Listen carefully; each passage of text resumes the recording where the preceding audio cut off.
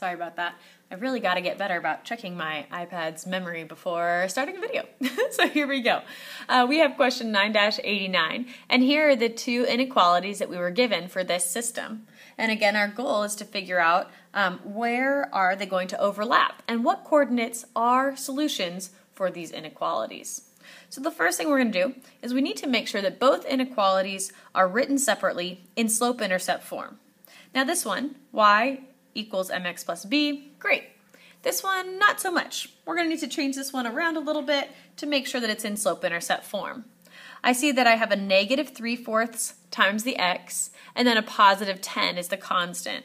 So what I'm just going to do is I'm going to flip-flop these guys and rewrite this one as y is less than or equal to negative 3/4 x plus 10. Again, it's a positive 10 because I look in front of the 10 to see what its symbol is, and it's positive because there's no symbol. But the 3/4 is where the negative gets attached. So keep that in mind as well. All right, so done with our first step. Both inequalities are written separately in slope-intercept form. Let's identify the slope and the y-intercept for each one. This one on the left-hand side, which I'm going to go ahead and just start by setting myself up for success, and I'm going to color code my work. This is the one that I'm going to be graphing in pink, and this inequality over here is the one that I will be graphing in blue. And so essentially, in this situation, my goal is to find out where is the purple, because I'm using pink and blue. But here we go first. Let's go ahead and identify our slope and y-intercept. Here, for this first one, we have a y-intercept at 0, 2. Our slope is going to be a positive 1 over 1, which means we're going to rise up 1 and run 1 positive. So it should end up being a uphill linear function. I know it's linear because x is all by itself, no power of 2. I know I have a 2 as my y-intercept, it's my b value, and I look in front of the x to figure out what the slope is. Same thing over here. For this second inequality, we have a y-intercept at 0, 10. That's our b value. And over here we have a slope of negative 3 divided by 4, which means we're going to rise down 3 and we're going to run to the right 4. So this one's actually a little bit interesting. We're going to have a negative slope for this one, a downhill slope, if you will.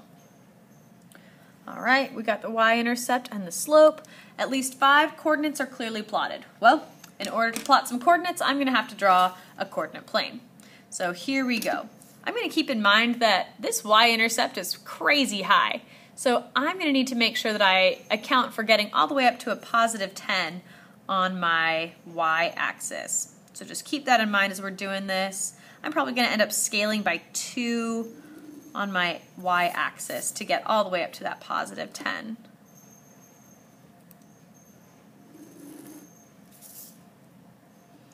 Here we go. I should have moved my x-axis a little bit further down. Let's see, I'm rising 3. I'm actually going to scale by 3s because that's going to set me up for a lot of success.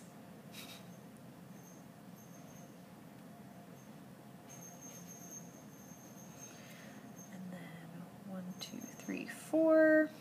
1, 2, 3, 4. 2, 3, 4. So hopefully you do the same thing and scaling your axes, making sure you draw your coordinates, and I'm going to go ahead and fill these in between, scale by 3, but then I fill in my dashes so that I know where everybody's at, all my numbers that I'm going to need.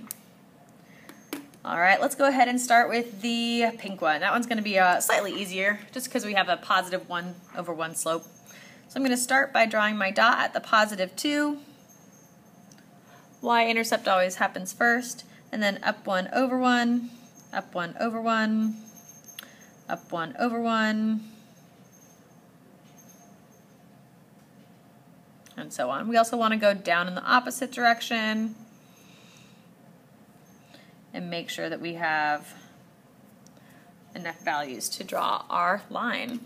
So I always do this in a color like you can see I did it with pink highlighter, but then I'm going to actually draw the line with a pencil or a pen to just keep it nice and straight. Oh my gosh, I didn't even look. Oh, and it's going to be dashed. Okay, no problem, no problem. I can solve this. This is why we don't do math in pen, folks. I do it in pen because I do need it to show up on the iPad, and otherwise it doesn't. All right, but you can totally see, hopefully. Maybe I should grab some white out, but whatever. I'll be okay with it. So there we go. We have our pink dots, and we have our dashed line, and then we have to ask ourselves, am I going to shade this in above or below this linear line that I've just drawn? In this case, it's y is less than x, so I'm going to color it in below the line. I'm going to sketch, fill up the entire rest of my coordinate grid, and there we go. All right, next up we have our other function. And again, I'm going to change colors so I can keep track of where are these guys overlapping. I start at positive 10. That's why I wrote these notes to myself. Then I'm going to go down 3 and over 4. Let's see, 1, 2, 3 over 4. Down 1, 2, 3 and over 4. Down 1, 2, 3 and over 4. And I would probably go up 3 and over 4 as well, just to have a good idea of like where this line is going. And before I draw this one, I'm going to double check. Y is less than or equal to, which means that this one is going to be a solid line. I'm going to connect all these dots up with each other. And I'm going to make it look super solid by coloring nice and heavy with that line. Of course, I'm going to put arrows on the end of both the sides because this continues on to infinity in both directions. In this case, I have y is still less than. Okay, so this one's going to be colored in below as well. So I'm going to go over here, sketch it out.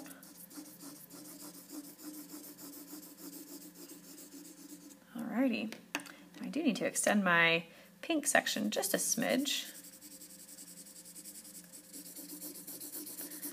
And now we can take a look at this graph and we can see, okay, where are these two colors overlapping? And what coordinates would be solutions for this? And sorry, I should go and do all my checklists. So I did 5 coordinates, clearly plotted, dashed or solid, above or below, and now we need to clearly label the area where both inequalities overlap each other.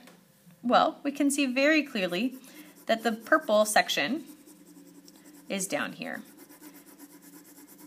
It ends right over here where it turns from purple into pink only, and over here it ends right along here where it turns into blue only. But there's so many possibilities for solutions in this system. Would 0, 0 be a solution for this system? I would look at my graph, ask myself, is it in the purple section? It is. So yes, it is a solution. How about 0, negative 5? Again, I draw my coordinate, ask myself, is it in the purple section? Yes, it is. How about 1, 6? 1, 6. Well, 1, 6 would be up here. I notice at that point is actually not in the purple section. It's only a solution for the blue, for the inequality over here. It's not a solution for the pink.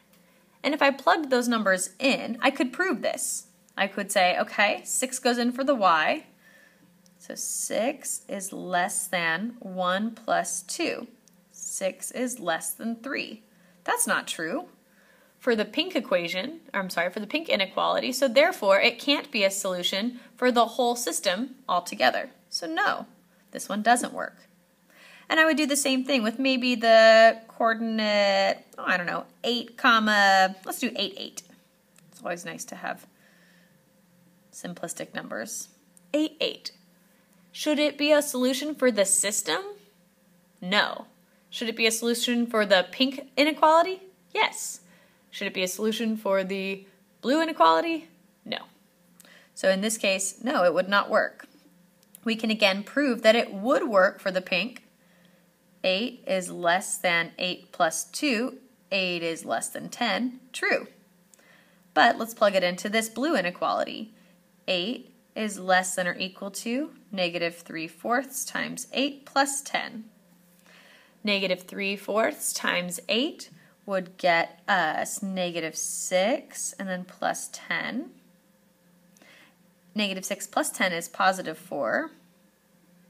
8 is less than or equal to positive 4. That is not a true statement.